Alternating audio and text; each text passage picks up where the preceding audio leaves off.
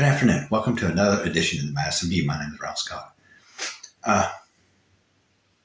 It looks like the Republicans are going to try to pick a speaker from the different candidates that their nominations have been accepted, or the request has been accepted. That I haven't received any information back as of today. As of what I checked at 8 o'clock this morning, I had not received any notification that my name's in the race. But like I said, I did email McHenry. I do want to enter in the race because I feel like that I could provide a whole different perspective, a whole different political shift away from the I just consider it a WWF wrestling match is what I consider it. I mean, it's almost comical some days, The one guy said it right, it's a clown car show. I mean, in my opinion, and the Republican Party has gotten absurd. They're trying to, like I said in a previous video, they were trying to chop down the pecan tree to harvest the pecans. You can't do that. You got to be realistic. And in my opinion, especially right now, from what news I've read and different things that I've gathered about different, just watching news and reading articles and searching the internet and all this kind of stuff, I think that we had a security breach at the southern border. I'm not willing to come out just a second and say for sure, but I think we had one. If I was the president or the Speaker of the House or something, I would be getting hold of some serious people. I'd be, talking to some law enforcement, and it'd be a few people. I think that we did, and I would gather my facts before I made my decision, or before I introduced the bill if I was the Speaker of the House. But, and this is something I don't want to say because I'm a physical conservative. I don't want to spend a dime more than what we have to, because I think we need to keep our dollar as strong as possible. I think we need to declare the border a national crisis, the southern border a national crisis. And I think we do need to mobilize the National Guard to the border immediately. I don't think we need to wait any longer. It needs to be done now. Especially if I see that what I think I see, or if I get any what of a sniff about what I think has went on, it needs to happen now. So inflation is going to be with us for a while, because I feel like that probably the best solution to the problem, and like I said, I hate to say this, I'm a physical conservative, we probably need to start a border command. We need to either shift assets around and, have border command units at bases, that we already have, shift at, but, no matter how we do it, we have to build new bases, no matter how we do it. We'll have to build new bases. So in my opinion, it's probably best to just establish a border command, probably cheaper than, shifting assets around and everything. The primary duty would be to protect the border, And I think we're just going to do it. Maybe put like little mini bases or something every 100 miles or whatever, and they go out, every day in a 100-mile radius or whatever, you know what I'm saying? Ever how we would have to do it with drones or whatever, basically it would be something that we all need to sit, and everybody would need to sit down, especially with any kind of defense experience and, security experience and all that kind of stuff, have to sit there and work out the details of what we think would be best and everything. But I think right now it is in our national interest to declare the crisis, the southern border, to be a national crisis right now. We need to mobilize the National Guard now, not tomorrow, now. And like I said, unfortunately, spending all that money is going to make inflation be with us. And I can't stand that, because I know it's going to hurt lower income people. It's not going to be good on the lower classes of our country, who are already struggling as it is to make ends meet. Can't afford a house. I read a couple of articles.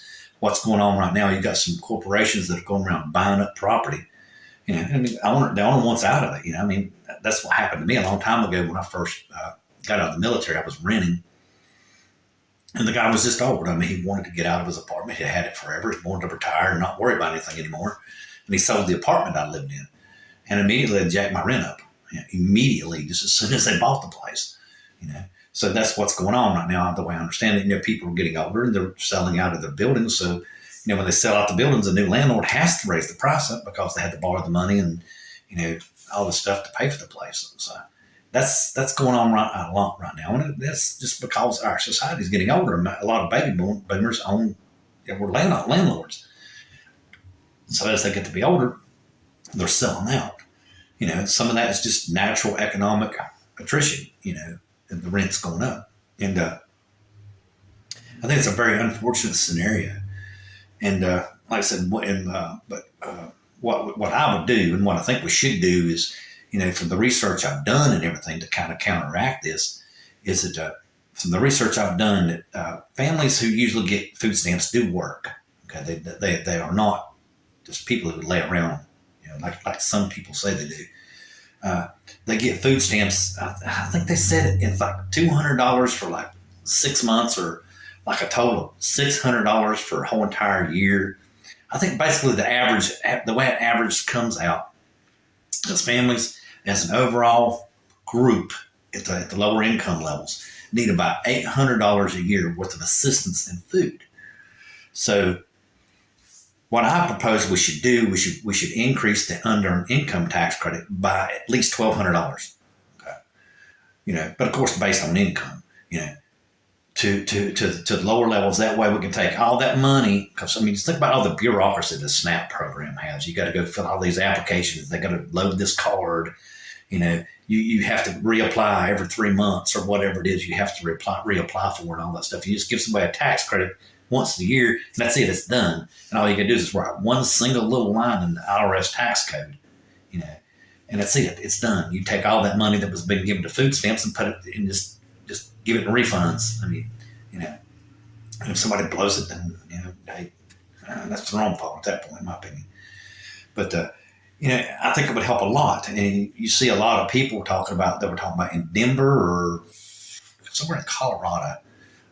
They were just giving people like $1,000 a month, just give it to them. And they said it helped with people getting off the streets and all that kind of stuff. Oh yeah, I bet you it does. But in the short run, I think giving people free money does work. But in the long run, I do not think it works, because I think people feel like they become entitled to it, and they were expected, and I don't think that's a good idea to just give money away. I don't think it's a good moral thing to do, because I think it corrupts the human spirit. I think it's immoral, but noble but immoral, I think. There's a number of ways you could do that. It's basically just, no matter what you do, is always, make sure you incentivize people to work. The more incentive you can do, the better. And one of the ideas I have is this, basically, because like I said, we're going to provide Ukraine with aid, and Israel with aid, and do a border command, we're going to go through an inflationary period. So all the people at the bottom are going to be hurt. So we need to at least shift our tax code, cut it at 5%, and move it up 5%. So people at the bottom are going to be hurt. And this brings me to another thing about the military aid to Ukraine that the MAGA Republicans don't want to do. Here's the thing. I think you're being immoral, and you're being hypocritical. You're willing to sign a law that restricts abortions, right? Because you say you're killing babies, right? People are killing babies, right? But yet you're going to let Vladimir Putin kill babies, because just as soon as you said that you weren't going to fund Ukraine, he launched all those missiles up there in northeast Ukraine and killed children right in the civilian population, in apartment buildings and hospitals. He killed children, y'all. But it's awful funny that you can say on one pen that you're going to sign and not kill babies, but on another pen you're not going to do that. It's got to be a hypocrite. Ukrainian people are at the very least trying to protect themselves. They're trying to fight for their freedom. They are trying to do it themselves. They're not asking for anybody to come in and fight for them.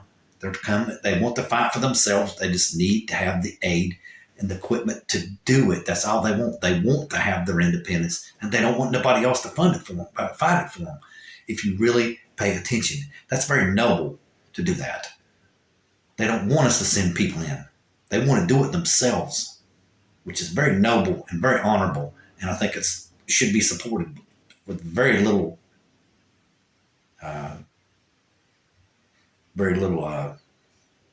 how would you say, begging? Very little question. Yeah, very, very little question. without, beyond, of course, like anything else, you don't need to be utterly ridiculous with it. But, it just seems awful funny how the mega Republicans do that. But anyway, let me get back and let me say one thing that I think that would really, really help. I think that if somebody would find if he would enter my name into the nomination for the Speaker of the House, I think I could change the whole entire political climate. Because right now, the U.S. House of Representatives is very much like an WWF wrestling match, in my opinion. I mean, it's ridiculous. You got people in there who want to chop down the pecan tree to harvest the pecans, with the budget. I mean, they basically want to balance the budget in 2 days. You can't do that. You can't do that. Right now, unfortunately, our nation has a crisis, and the world has a crisis, in my opinion. And we're not going to be able to cut the budget as much as I would like to. Like I said, it just tears me up. I can't. You don't know how bad it tears me up to say that. It's almost like sticking a pin in this ear and having to pull it out this ear. I mean, I can't stand that. It just hurts bad, But especially because, like I said, right now with this inflation around, I think it's really going to hurt a lot of people. But I feel like I could bring civility back to the thing because. The first thing that they should do is have the whole House vote for the Speaker of the House, not just the Republican Party. And if they do that, I think that would really change a lot of things. That's the first thing I would change. And because that right there would be the start of the compromise, and that's where a lot of people go wrong on the mega side of the political spectrum, is they think that compromise is useless. If compromise was so useless, then somebody should have told Madison, Jefferson, Washington, Benjamin Franklin, and quite a few others before they signed the Constitution. Because the way I understand it, a lot of men that signed that Constitution felt like they had compromised so much that it was a rag. And like I said, and I'll repeat it myself, I don't know how many times I got to say this. It's awful funny. 200 years later, all that compromise seemed to be doing awful good for a rag, doesn't it? Good night.